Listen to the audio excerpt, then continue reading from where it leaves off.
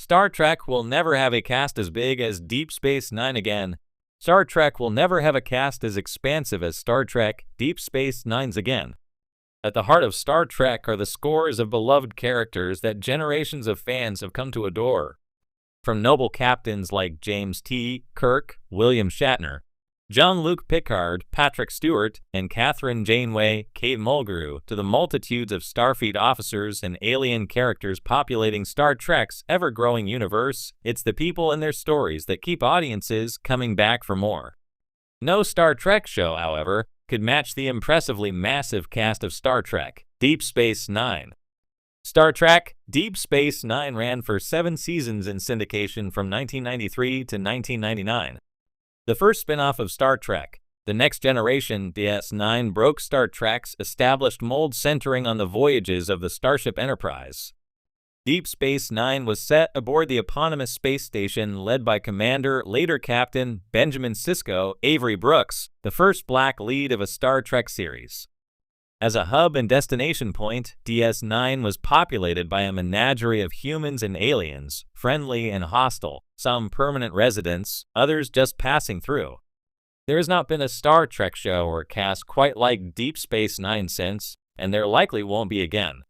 Why Star Trek can never duplicate Deep Space Nine's massive cast. Star Trek Deep Space Nine's huge cast is unparalleled.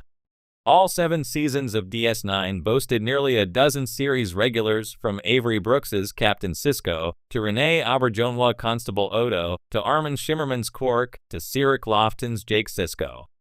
But what set Deep Space Nine apart was its sprawling supporting cast, a host of recurring characters who grew remarkably popular, and were so well-defined that they could even carry entire episodes on their own without DS9's main cast. Deep Space Nine counted another 24 supporting characters, from the holographic crooner Vic Fontaine, James Darren, to the sinister female changeling, Salome Jens, to the cunning Kaiwin Adami, Louise Fletcher, to a gaggle of Ferengi regulars like Rom, Max Grodenchik, Nog, Aaron Eisenberg, and even Liquidator Brunt, Jeffrey Combs. Meanwhile, the Ferengi characters were so plentiful they were their focus of their own DS9 episode aptly titled, The Magnificent Ferengi. No new Star Trek show can equal Deep Space Nine's cast because of the series' unique space station setting, which invites new faces to visit and recur as their characters grow in popularity. More so, DS9 was made in a different TV era that had 26 episodes a season. This gave Deep Space Nine ample time to develop and spotlight its myriad characters in ways that today's serialized streaming series, which only consist of 8 to 10 episodes a season, simply cannot match. Which Deep Space Nine actors returned to Star Trek. When Star Trek Deep Space Nine ended in 1999, its cast didn't jump to feature films like Star Trek The Next Generation. Nor has DS9 enjoyed a full reunion like Star Trek The Next Generation's cast received in Star Trek Picard Season 3. However, some of DS9's familiar faces have made comebacks thanks to Star Trek Lower Decks, which has been the sole Star Trek on Paramount Plus series to bring back Deep Space Nine's beloved characters and actors. Star Trek Deep Space Nine remains popular with generations of audiences. Nana visitors Colonel Kira Nerys, Armin Shimmerman's Quark, Max Grodenchik's Grand Nagus Rom, and Chase Masterson's First Minister Lita returned in Star Trek Lower Decks Seasons 3 and 4, and J.G. Ertzler voiced a game version of Klingon Chancellor Martok. Star Trek Lower Decks Season 5's penultimate episode introduced alternate reality versions of Alexander Siddig's Dr. Julian Bashir, Andrew Robinson's Alan Garrick, and Curzon Dax, voiced by Fred Tatasciore. While a full cast reunion in live action is, unfortunately, an unlikely prospect, Star Trek Deep Space Nine remains popular with generations of audiences. In the vast, ever-expanding universe of Star Trek, there has never been a show quite like Deep Space Nine-9. While each iteration of the franchise has its own unique flair and focus, DS9 stands out as a bold experiment in storytelling and casting. From its diverse range of characters to its intricate, long-running arcs, DS9 assembled one of the largest, most complex casts in Star Trek history. As much as Star Trek continues to evolve, it's hard to imagine any future series ever assembling such a sprawling ensemble again. Why? because DS9 was a product of its time, a perfect storm of creative ambition and the evolving landscape of television. A stationary setting, a dynamic cast. One of the key reasons DS9 was able to support such a large and diverse cast was its setting. Unlike previous Star Trek series, which focused on a starship and its crew exploring the unknown, DS9 was set on a space station. This anchored the show in a single location, allowing for a vast array of recurring characters, alien diplomats, traders, and citizens to come and go through its doors. From Starfleet officers to Bajoran politicians, Cardassian spies, and Ferengi merchants, DS9 became a crossroads for countless individuals, all of whom played crucial roles in its storytelling. The decision to set DS9 on a space station was a deliberate one.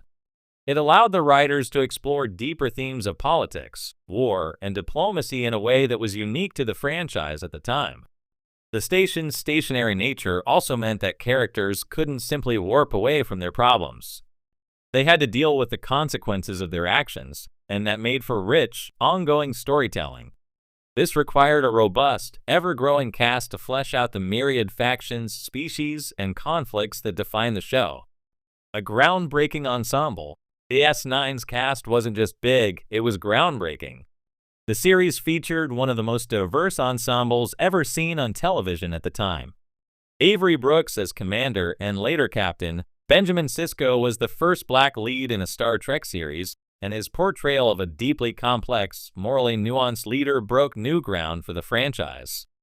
The show also featured powerful female characters like Kira Nerys, Nana Visitor, a former resistance fighter turned second in command of the station, and Yajia Dax, Terry Farrell, a joined Trill whose centuries of experience gave her a unique perspective on life. Beyond the main cast, DS9's recurring characters were some of the most memorable in the entire Star Trek universe. Characters like the scheming tailor turned spy Garak, Andrew Robinson, the Ferengi bartender Quark, Armin Shimerman, and the enigmatic shapeshifter Odo, Rene Auberjonois, added layers of depth and intrigue to the show. These characters weren't mere side players, they had their own storylines, growth, and evolution over the course of the series, making them just as vital to DS9's success as the main crew. Long-form storytelling and character development. One of the hallmarks of DS9 was its willingness to embrace long-form storytelling. While other Star Trek series largely adhered to an episodic format, with self-contained stories that reset at the end of each episode, DS9 was willing to embrace serialized narratives.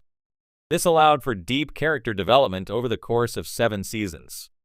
The Dominion War arc, in particular, showcased how the show could balance massive, galactic stakes with deeply personal, character-driven moments.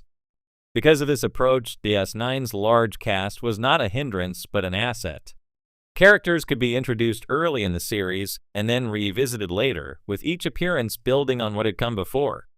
This gave the series a sense of continuity and richness that few other shows of its time could match. Even characters who appeared infrequently were given moments to shine, and their presence helped flesh out the complex political and social landscape of the Star Trek universe. The changing landscape of television. It's important to consider the era in which DS9 was made. In the 1990s, television was in a transitional phase.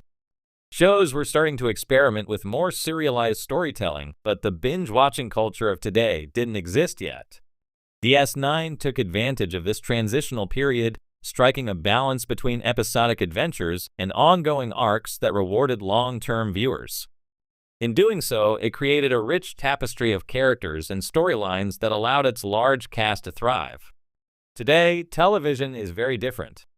Serialized storytelling is the norm, and streaming platforms often favor shorter seasons with tighter, more focused casts. It's unlikely that a modern Star Trek series would,